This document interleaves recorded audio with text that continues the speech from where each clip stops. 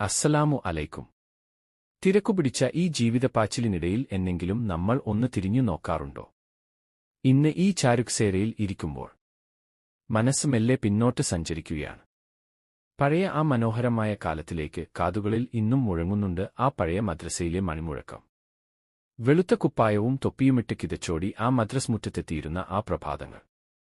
അന്ന് ആ മുറ്റത്തെ ഓരോ മണൽത്തരിക്കും പറയാനുണ്ടായിരുന്നത് നമ്മുടെ ബാല്യത്തിന്റെ കഥകളായിരുന്നു. മദ്രസ് എന്നാൽ വെറും അക്ഷരപഠനമല്ല, അത് ജീവിതത്തിന്റെ പാഠശാലയാണ്. അന്ന് ഉസ്താദ് തന്ന ആ ചെറിയ അടികൾ, അതൊരിക്കലും നമ്മെ വേദനിപ്പിക്കാനായിരുന്നില്ല, മറിച്ച് നമ്മെ നേർവഴിക്ക് നടത്താനായിരുന്നു.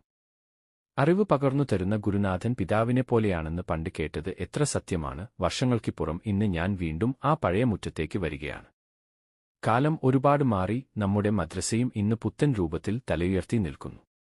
കെട്ടിടങ്ങൾ മാറിയെങ്കിലും ആ മണ്ണിലെ സ്നേഹത്തിന്റെ മണം ഇന്നും മായാതെ നിൽപ്പുണ്ട്. ഈ പഴയ ബെഞ്ചുകൾക്കും ഡെസ്കുകൾക്കും പറയാനുണ്ട് ആയിരം കഥകൾ.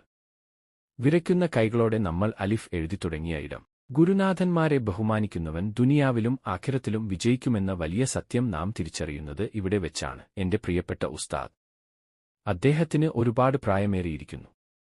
നമ്മിലെ മുതിർന്നവരെ ബഹുമാനിക്കാത്തവനും ചെറിയവരോട് കരുണ കാണിക്കാത്തവനും നമ്മിൽ പെട്ടവനല്ല എന്നാണ് പ്രവാചകവചനം.